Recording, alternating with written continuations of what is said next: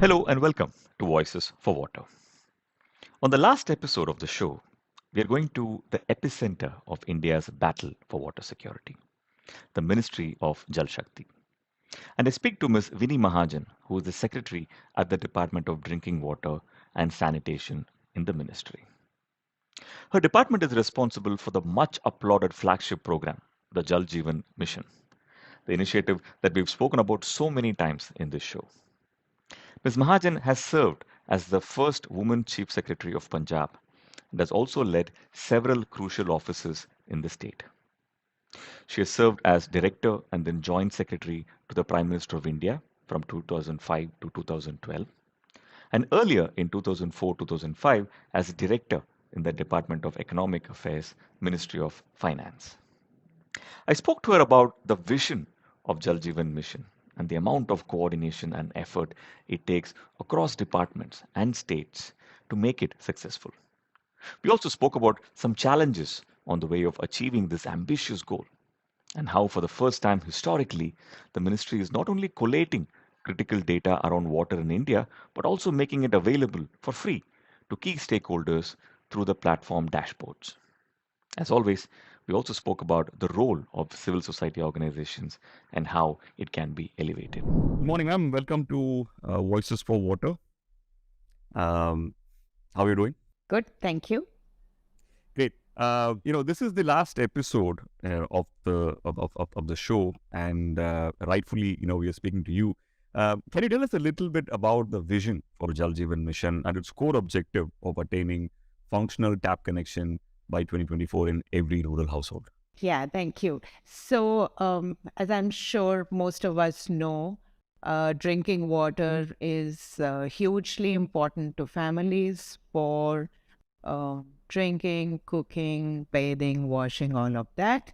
And different parts of the country have different situation around the availability of potable water. So while there are parts which have access to good groundwater, for example, you can just dig a tube, a well and get some decent water very in your household premises or close, or you might be located next to a stream or a river with good water.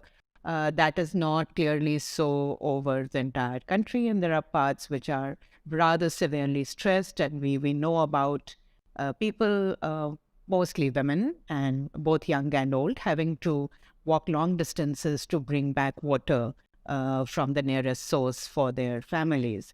And we know all the challenges around that and how hard that is for households and especially for the women folk who do this. So we know how hard that is, and therefore for decades the provision of rural drinking water as close as possible to the homes had been prioritized. We had different schemes over various points in time, and we succeeded very much in bringing water up to habitation level. In 2019, a new ambition was introduced. The Prime Minister announced on 15th August 2019 that we would now move towards assuring functional household tap connections in every rural household. So we were moving beyond the habitation level into the household, and we were articulating very clearly that these tap connections would be functional, defined in terms of having adequate quantity. So the minimum quantity laid down under the Jal Jeevan Mission is 55 liters per capita daily. Of course, states are free to increase that quantum if there is enough water available, and many states are doing that. But the minimum is 55 LPCD. The minimum quality standards, those are the BIS standards, have to be assured. And the water has to be available in a reliable manner day after day. So we know that various parts of the country see a lot of water stress during the hot summer months. So regardless of the time of the year or year after year, the water must continue to be available in a reliable manner. So if it's going to come every day for 2 hours in a day, then it must be known to the people that it will come in those 2 hours. So if it's to come from 8 a.m. to 10 a.m., they must receive it from 8 a.m. to 10 a.m. and so on. It's not intended as of now to be 24/7 water supply, but whatever the time frame in which it will come, it should be regularly, reliably available. So this is the ambition of the Jal Jeevan Mission. At the start of the mission, when an assessment was done of where we were, it was found that there were about 3.23 crore rural households Correct. that had reported tap connections within their homes of this nature.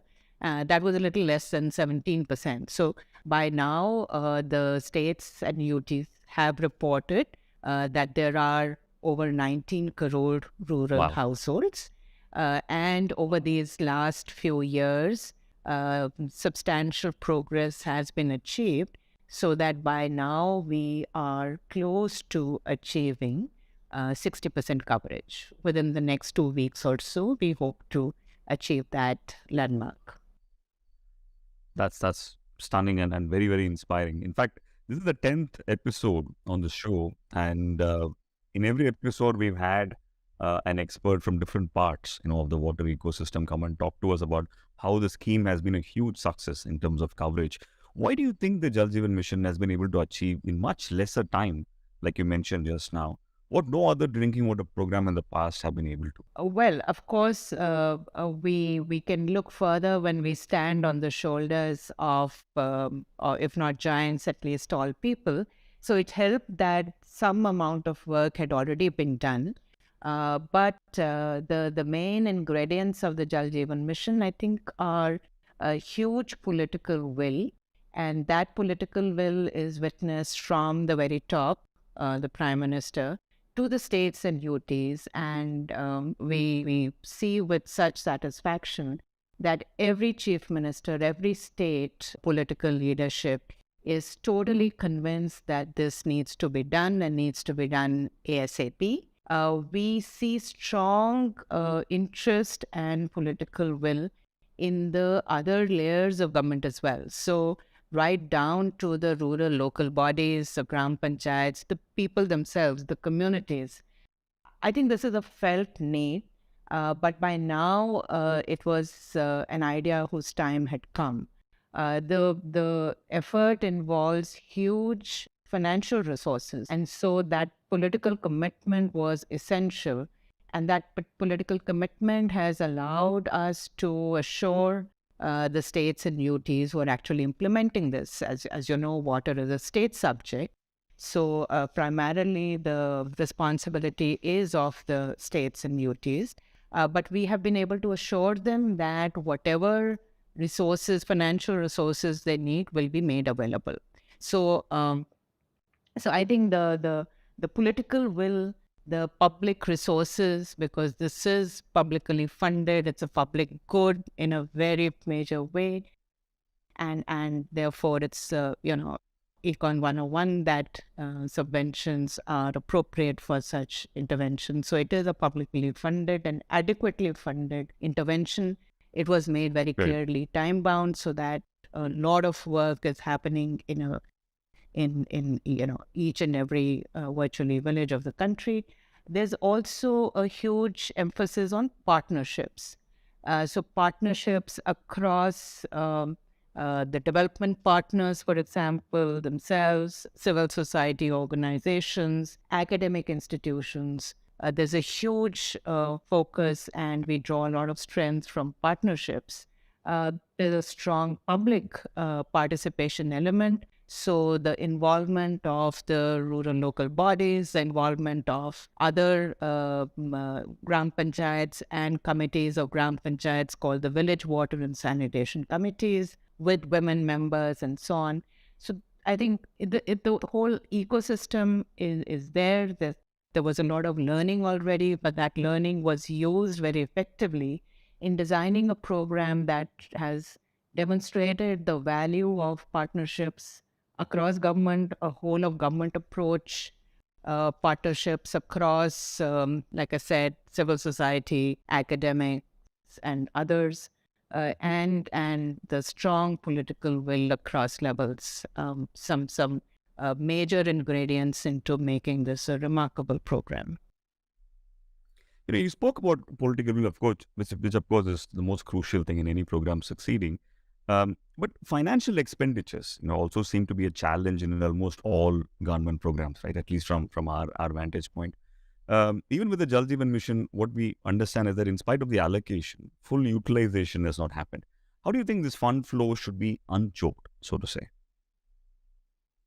So I think we need to recognize that while there's a lot of community engagement and participation and so on, eventually the works are substantially infrastructure works executed by the public health engineering departments by whatever name called in various states. In some states, it's the Rural Development and Panchayat Raj Department, which is doing this. In others, these are PHEDs and so on. But there are government agencies in every state which are responsible for rural water supply schemes implementation.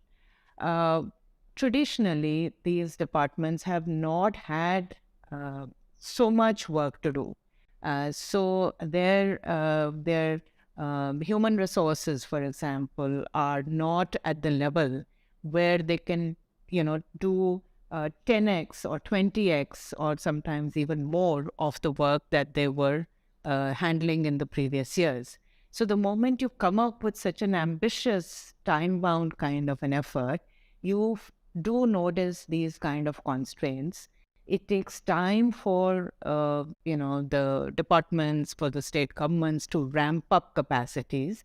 And while we've strongly encouraged a huge set of institutional restructuring, so recognizing that the departments themselves do not have adequate human resource and hiring and all of that is a time-consuming, complex task, perhaps not necessary also because once the works are completed, then you may not need that many people. So we've been encouraging third-party inspection agencies to be brought in. We've been encouraging project management units, state level, district level, below that also. We have ourselves taken on a large number of experts, WASH experts, who have been going out to the states and looking and supporting, advising, hand-holding, and so on. But all of that necessarily takes time. And therefore, the offtake of funds also tends to show ramping up over time. If you notice if I talk about the overall expenditures under Jal Jeevan Mission, and since this is a centrally sponsored scheme, there is a central share and there is a state share, which varies from 50% for most states to a 90-10 kind of thing for the hill states and so on, as per the usual sharing formula for centrally sponsored schemes. But if I talk about the total spending, central as well as state, under this program, it went up from 10,000 crores in the first year to 20,000 crores in the second year to 40,000 crore plus, actually almost 44,000 crores in the third year. This year, we have already crossed 75,000 crore or so. So it's been a doubling every year. The Government of India allocations have always been very substantial. And even though we knew at times that it may not be possible to spend all that money so quickly, the allocations have been kept at a very generous level to send the message that the Government of India is committed to this program and will, put its money, walk the talk on this. And also to signal to the states that they should also make the requisite resources available. So when we do a large allocation for the states, the state departments are also able to reach out to their finance departments and their leadership and say, look, we can get X thousand crores from Government of India. We need a similar amount or whatever proportionate amount in our budgets, and they can start planning and doing that. So it's not really such a thing about inadequate provisioning. The provisioning has been generous, and the expenditure pattern also suggests that there is now, and has been from the very beginning, this kind of steady upward utilization of resources. And that's how it should be, because Good. it's public funds. They must be utilized wisely and well. You just cannot throw money at a problem. You have to get your systems right. So you need to first, we're talking about, for example, a water supply scheme, maybe in a water stressed area. Somebody needs to look at that area and see, is groundwater available? If groundwater is available, is it potable? Is it adequate? If all of the above is yes, then you make a single well scheme, which is the simplest scheme. You dig a well, you make arrangements for storage, for some basic chlorination treatment, and for distribution and tap connections. But perhaps the groundwater may not be adequate. Then you might need to think, where will you get water from? What is the closest source? Is there a dam? Is there any other reservoir? Is there a river? Or, how are you going to get water from? How will you lay the pipelines? For that, you will probably need clearances. You might be going through some forest area. You might be doing some, crossing a road. You might be crossing a railway line. So you need all those clearances to cross all these, bring the water, and then do the in-village infrastructure.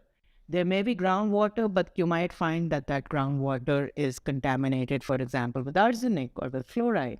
And then again, you need to see, maybe you cannot treat it. Maybe you still need to bring surface water, even though, and this is a problem, as we know, in the Indo-Gangetic belt as well. There is geogenic arsenic and fluoride in a lot of these areas. So what appears to be a water sufficient area may actually not have water locally available, appropriate for drinking purposes, and you might still need to then work out surface-based schemes. So you need to do all of that, and then you need to prepare the detailed project reports. You need to then convert these into tenders that you put out. You invite private companies to come in, they bid, you evaluate those bids, you award the work, then the workshop happen. And when the work gets completed, it's during that time that the expenditures actually happen and the connections come in. So the point of this whole, elaborate kind of comment is only to suggest that there is necessarily a time involved in proper assessment, planning, and implementation of drinking water schemes, apart from many other issues around assuring quality, assuring sustainability, assuring operations and maintenance suitably over time, skilling, and so on and so forth. So we should not lose sight of the fact that these are very complex issues that we are working on, and we do need to give the time required for their satisfactory resolution. No, this is very, very helpful. Thanks for breaking this down. In a way, actually, you tied in everything we've discussed on multiple episodes so far to help us understand how this all comes together. The spending on, another thing we noticed, right, is the spending on capacity building, behavior change, communication, skilling, all of them seem to be a little neglected in some states, right? In fact, in the last episode, we spoke especially about skilling. These components are important for long-term sustainability of the schemes, that you created to support all the processes you just mentioned, right? What do you think can be done to help states spend on these components as well, and not just on the infrastructure? In other words, if you were to do it from the beginning all over again, what would you do differently? I think a lot of these things actually have already been taken care of in the mission guidelines themselves. It's not something which suddenly landed up on our table. So it was, again, prior experience with drinking water schemes brought out these kind of issues. So the Jal Jeevan Mission actually encourages states to earmark a significant amount of funds for what are called support activities. And there's also an earmarking similarly for water quality issues. But your question right now is around support. So for support activities, actually, a part of the budget, when we talk to the states, as we are doing actually right now in the last 1 month we've been actively working with every single state sitting in this room, running through their plans for the coming year. So there is a significant part of the discussion is around how will all of these things be done that you talked about. And these are firstly, how do you make sure that the system has enough human resource technical capacities for implementation? So I mentioned third-party inspection agencies. I mentioned PMUs, project management units. All of those are funded out of the support funds, and we act each and every state and UT, we talk to the officers and say, how many TPIAs do you need? How many do you have? Do you need to increase the number? If you need to increase, please do that. What is the size of your PMU? Are you getting enough support for carrying out all these activities, and so on? A second set of activities under the support fund is supporting the communities in understanding and accepting and taking over these interventions. So there is what we call the implementation support agencies that are supposed to be put in place by each state and UT. And these are civil society organizations. Lately, we've also been encouraging women self-help groups to be trained as ISAs. So they, through a cascading system, work with the local communities on helping them. So let me step back a minute. What the vision for Jal Jeevan Mission envisages is that the local communities will be a part of the entire process right from planning. So there should be a village action plan. And for all of these, there should be a village water and sanitation committee, which will have the Gram Panchayat leadership, but ensure that at least half of the members of the village water and sanitation committee are women, because they are the most concerned with water issues, and adequate representation to the underprivileged sections in the village. So the VWSCs have to work with the Gram Panchayats in getting the village action plan. Then once the work starts, they are to be a part of the oversight mechanism. The communities are expected to contribute to the capital cost, 10% of the capital cost, but for predominantly scheduled caste, scheduled tribe villages, that's reduced to 5%. But they're expected to put their money in so that they have an inherent buy-in from ab initio. And then once the scheme is completed, the operation and maintenance is expected to be handed over right back to the Gram Panchayat, the village water and sanitation committees to take care of. So that, and then in all this process, they also have to be encouraged around taking care of water quality issues. And maybe this will become too much to choose, so I will talk about water quality, I think, separately if you permit me to. But so there is a strong role for the village communities, and it is the civil society organizations through the mechanism of ISAs, etc., which are supposed to build capacities in the communities to be able to actually do this. There is a whole concept of training. So at different levels, level 1 training for the key project proponents at the state level, maybe the chief engineers and so on.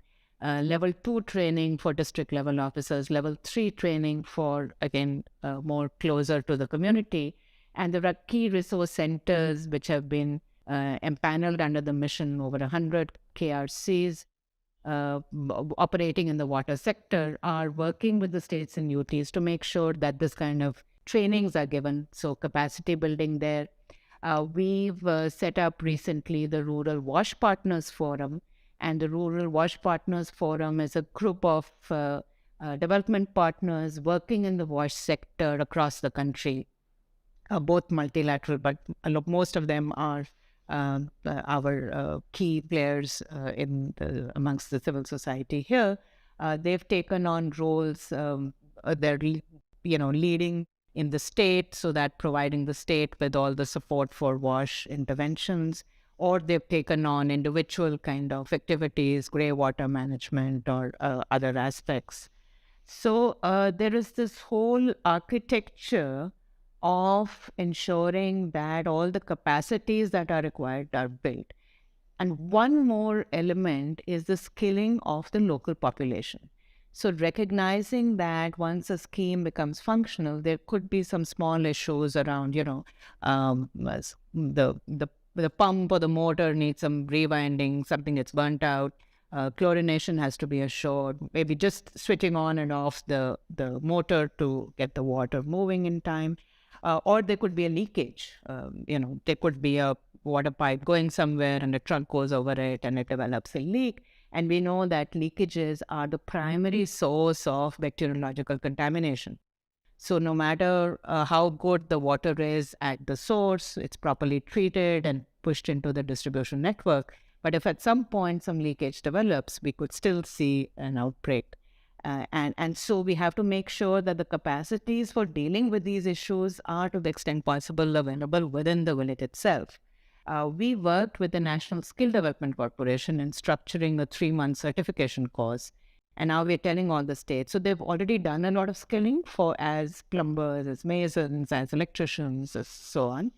Now we're telling the states to perhaps make sure that every village has at least 2, and preferably one of them to be a woman, but 2 people who have this holistic understanding of dealing with the water supply systems, so that and a system by which the Gram Panchayat can take them on. So we are even talking to the states about making sure that the wage rates are determined. There is the labor departments of the states usually bring out the rates for skilled and unskilled labor of various kinds. So to that extent, we are talking to the states that please make sure you issue a guidance that the GPs or the village warden sanitation committees, once they take over the O&M, if they find a fault which needs rectification, should be able to take on these certified people available in the village at rates which government has allowed them, so that they're not at that time, struggling to get the people to do the work. So we are working on dotting the I's and crossing the T's to that extent. So this, again, the burden of this long story is to show that we have been trying to think through on what issues can come up when the sustainability question comes in. So there is actually a lot of emphasis on this whole framework, and it gets covered under support activities, which is hugely funded under the Jal Jeevan Mission itself. I absolutely loved what you're doing on the skilling space. It's fascinating. And also as you were explaining the different cogs in the wheel, to me it's very clear that the entire water ecosystem, that you're presiding over, it's like this very meticulously planned relay race, right, where the baton has to be passed between multiple people for it to really work.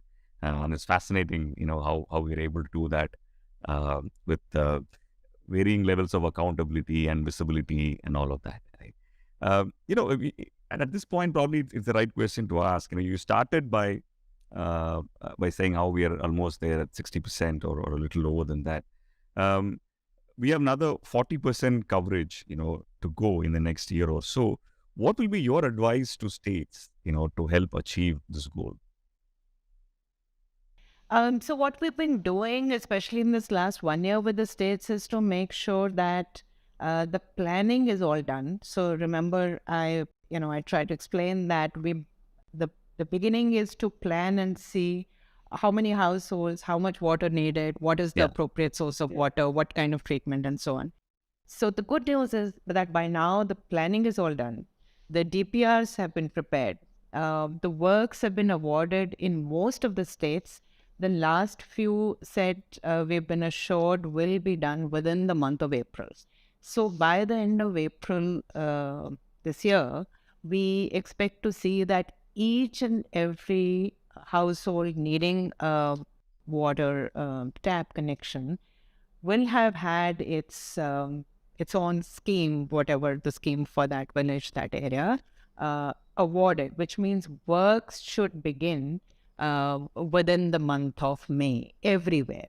And so really at this point in time, so after, sort of working aggressively with the states to make sure that this happens as quickly as possible, And now our if effort will with the states will be to do three things. One, to make sure that the awarded projects move on as quickly as we would like to see them progress.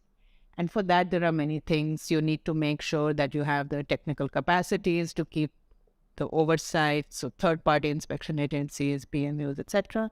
You also need to have the money, because if you don't pay contractors on time, they will necessarily slow down. So we've been working with the states to make sure that there is no shortage of funds at any point. And there's a overarching, there is a adequate availability, but at a point in time also there must be enough float available with the state to be able to assure the contractors that they will get paid on time.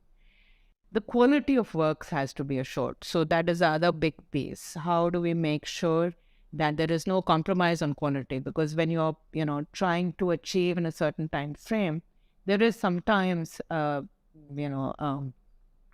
inherent incentive to cut corners a little bit, and that's what we want to prevent. So a much higher oversight to make sure that the works are done in the time frame that we've laid down, and they're done to quality. And for that, whatever it takes by way of augmenting HR. So for this year, we are again, last year also, we had told the states to, double their manpower. So this year we've been discussing with the states that if you need to spend 2x or 3x, make sure you have enough accountants, enough engineers on, feet on ground to verify the bills, make sure things are happening on time, and so on. At some stage, we had also last year worked with the pipe manufacturers. So one of the big requirements for water projects are pipes of various kinds. There are GIDI pipes, there are HPVC, HDPE pipes or PVC pipes and so on. And we'd worked with the plastic pipe as well as the GIDI pipe manufacturers to make sure that there were no gaps. For example, there's testing needed. So working with the testing laboratories to ensure that they're able to deal with the hugely increased testing requirement and so on and so forth. So, so what we're doing with the states, therefore, is to make sure that whatever the state's plan of action for the current year, they are able to achieve that, and working with them to recognize what could be possible constraints and to address those well in time. For all of this, both from a functioning perspective as well as to understand whether you've been able to move the needle, data is going to be very, very critical to this, isn't it? It's going to be central to this program. Does the program have a vision on what to do with all the rich data on drinking water, that you're creating? Because this has been referred to by multiple experts saying for the first time ever, thanks to what you're doing, we have this visibility, we have this data source. What are your plans for that? Yeah, so one of the big things that the mission has done is to make sure that there's a lot of data available in the public domain. So we've been treating most of the data as amenable to public display. If you look at our website and in particular at our dashboard, you will notice that you can drill down right to any village that you're interested in. In that village, see which households have received the tap connections reported by the state. And these are all, Aadhaar seeded head of household, GPS, beg your pardon. These are all sort of geotagged sources and so on and so forth. Good. So the idea is to make sure that the data, because India is a large country, right? So there are almost 6 lakh inhabited villages in the country. We are talking about close to 19.5 crore, a little less than that, households. Even without sort of having any mens rea, there is sometimes misreporting. So we just want to make sure that what is reported is, to the extent possible, accurate, and the way that we've worked on that is to put it all out there in the public domain so that the media, civil society, anyone who's interested can look at it, and if there are any deliberate or inadvertent errors, they get noticed in time. we'd also be very happy to support anyone who wants to do any academic work in this area. So for states, of course, we have been very generously offering APIs so that they can access whatever they need to. But for academic institutions as well, we've been providing data generously.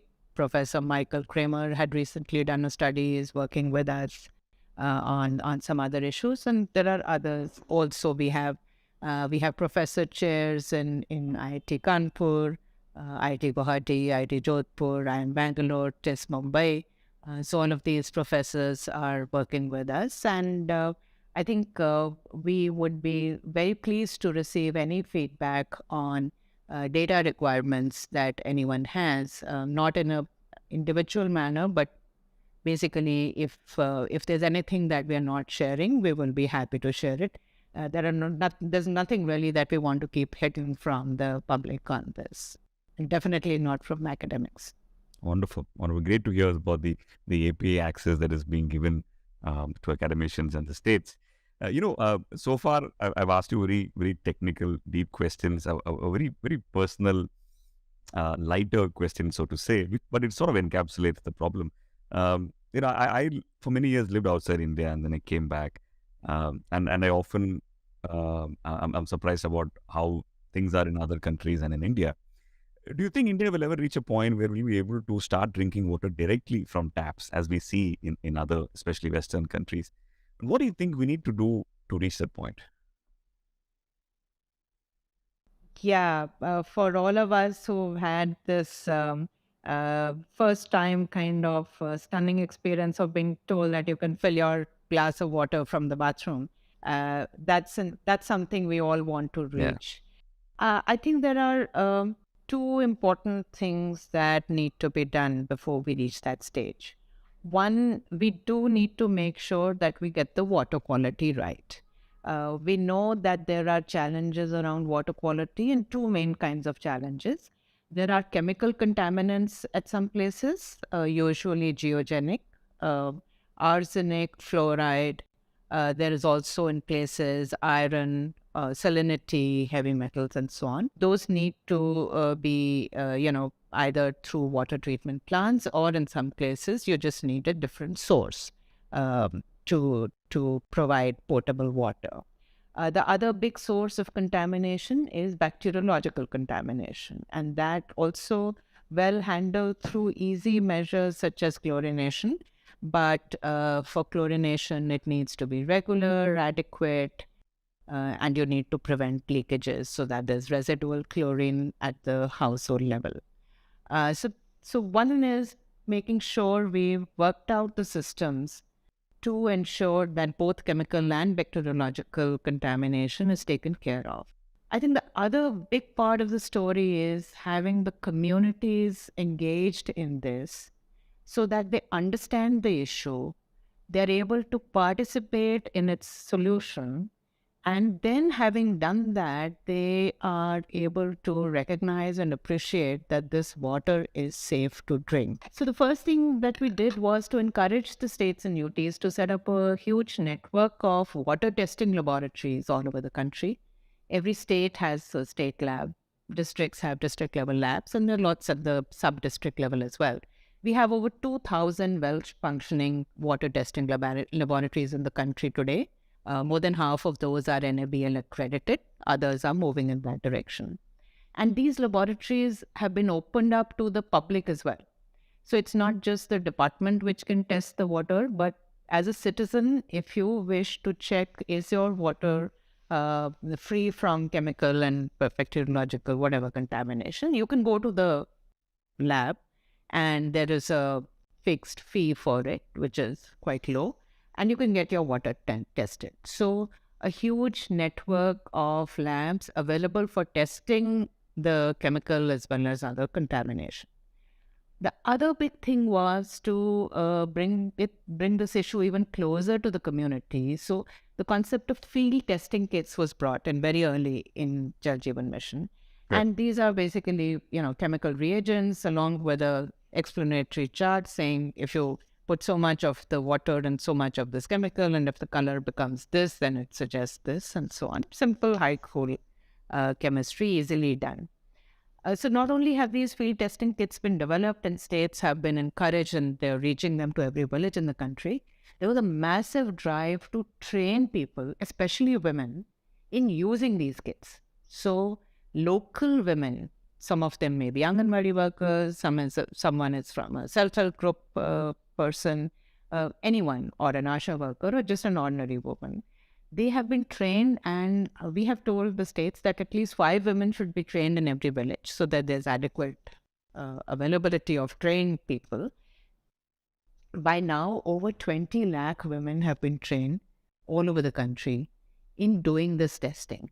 And so the point is not just to make the testing available, but through that to make the whole issue of water quality known to and understood by and prioritized by the rural communities.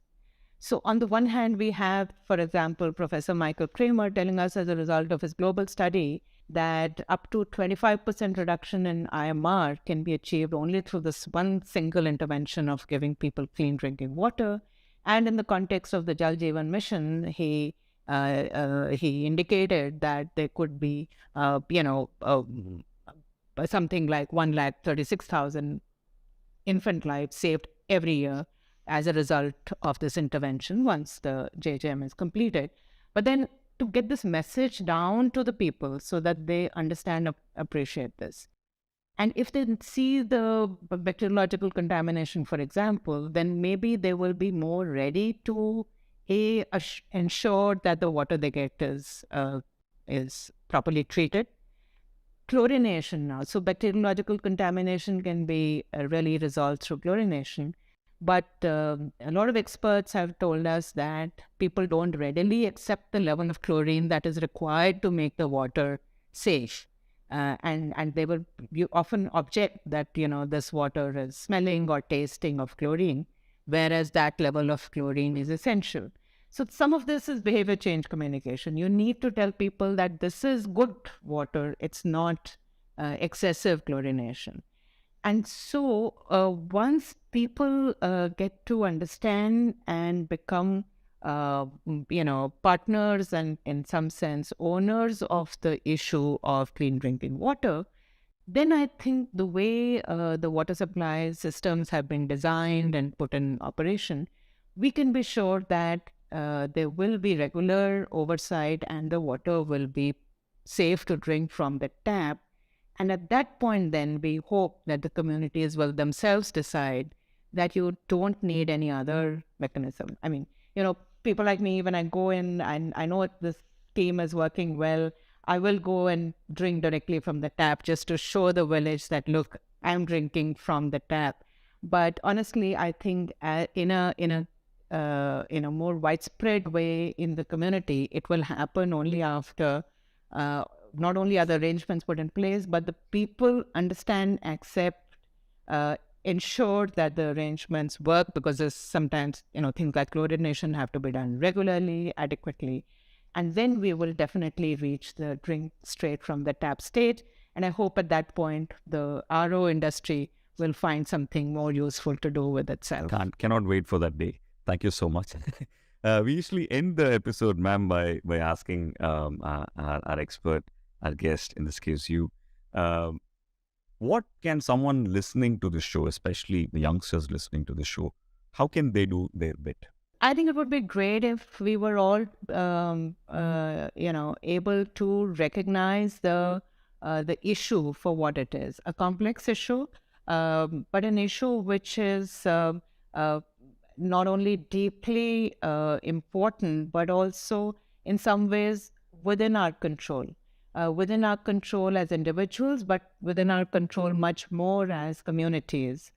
So for water, for example, we know that per capita availability will increasingly be a challenge. We know that that's not so much because of drinking water needs, which actually require only about 10% of available water. It's more because of agriculture, which consumes well over 80%. So interventions are needed in agriculture to ensure that there is the most efficient use of more water per more crop per drop kind of things. You need better irrigation systems, less wastage, more efficient transfer of water for irrigation, and all of that. Industry needs to work on its effluents. Industry needs to ensure, if possible, zero liquid discharge through treated and reused water, but also make sure that they're not polluting the environment. So whatever area that we are engaged with, we can do it. Even as households, rainwater harvesting, we all understand is useful, important, we should be doing it. But in the rural context, there are interventions like household level soak pits, where the grey water can be safely managed, it can be reused and safely recharge the groundwater. So can we be cognizant of all these things? Can we be aware that water is a precious resource, but it's not impossible to work towards securing our futures by making sure that we minimize wastage, that we encourage reuse, we move from a linear to a circular economy for water as well, just as we are discussing for so many other plastics and other things. But water also is something that needs to be brought into the circular economy framework. And in doing all this, can we be more sensitive to and alert to the issue without necessarily being, very paranoid. We can deal with the situation, and I'm very sure that especially our youngsters, but so many of us, as we increasingly get more aware of the issue, we'll be able to tackle it. This is a resource that we can handle, and I'm sure we will handle it better and better as we go along, and as more and more people understand and appreciate the issue. That's such a beautiful and a positive note to end this on. Thank you so much for your time, and very good luck, ma'am, from all of us to this extraordinary project that you're taking to a completion. Thank you. If you like this episode, please do check out Season 1 of Voices for Water. You can find it on any of your favorite podcast platforms, including IVM Podcasts. Voices for Water is brought to you by India Water Portal, a globally visited website for stories, knowledge, information, and news on rural and urban water in India. Thanks for listening to this show.